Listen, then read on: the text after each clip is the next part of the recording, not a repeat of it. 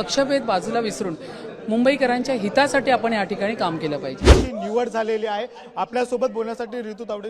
ऋतूजी, खरं तर 44 वर्षानंतर भाजपचा महापौर आहे, तो महापालिकेवर बसणार आहे. कसं बघताय? कारण की अनेक दिवसापासून रस्सीखेच सुरू होती, बरेच जणांची नावं इच्छुक होती, मात्र तुम्ही आता नाव घोषित केलेलं आहे. 44 वर्षानंतर भारतीय जनता पक्षाचा महापौर या ठिकाणी विराजमान होणार आहे. महायुतीचा महापौर या ठिकाणी विराजमान होणार आहे.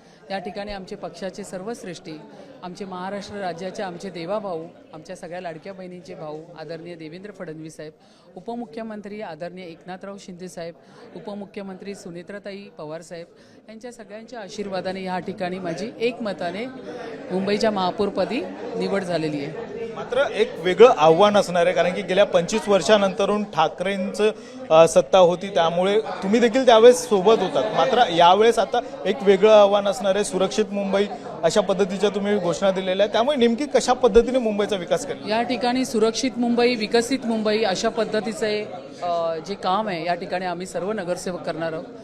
गेल्या कोविडचे 4.5 वर्ष असतील किंवा 2017-22मध्ये नगरसेवक असताना पण शेवटची 2 वर्ष पालिका सभागृह बसला नाही, तर एकंदरीत माझ्या मते एक 5-6 वर्षानंतर एक सभागृह या ठिकाणी बसणार आहे.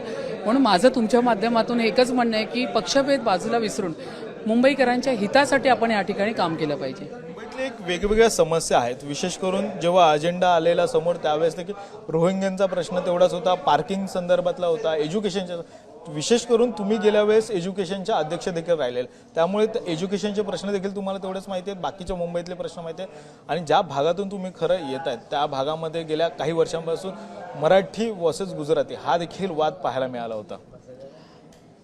मला असं वाटत नाही मुंबईकर हे फक्त काम करणाऱ्या व्यक्तीलाच महत्त्व देतात. मुंबईकर जातीभेद ह्या कुठल्याही गोष्टी मानत नाही. मराठी वर्सेस गुजराती किंवा गुजराती वर्सेस मराठी हा मुद्दाच नाही आहे भारतीय जनता पक्षासाठी. या ठिकाणी आम्ही प्रत्येक कार्यकर्ता हा सगळ्या जाती धर्मासाठी काम करत असतो, तर त्यामुळे मुंबईकर हा फक्त काम करणाऱ्या व्यक्तीच्या पाठीशी उभा असतो. शेवटचा प्रश्न, कारण की ज्या पद्धतीने आता उमेदवारी तुम्ही अर्ज भरलेला आहे, आता दुसरीकडे जे ठाकरेची शिवसेना आहे ती देखील आता उमेदवारी अर्ज भरण्याच्या तयारीत आहेत, अशा देखील बैठका सुरू झालेल्या आहेत. तो त्यांचा पक्ष आहे, त्यांची निर्णय आहेत. त्यांना जर समोर उमेदवार द्यायचा आहे तो त्यांचा निर्णय, त्याच्यात आम्ही काही बोलू शकत नाही. आम्ही सगळ्याच आव्हानाला सामोरं जाण्यासाठी तयार आहोत. संख्याबळ असल्यामुळे बिनविरोध व्हावी अशी एक अपेक्षा आहे तुमची?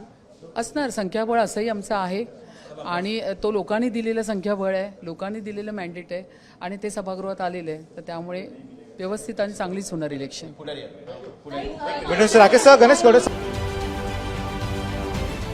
महाराष्ट्रातील सर्व बातम्यांचे विश्वासार्ह व्यासपीठ,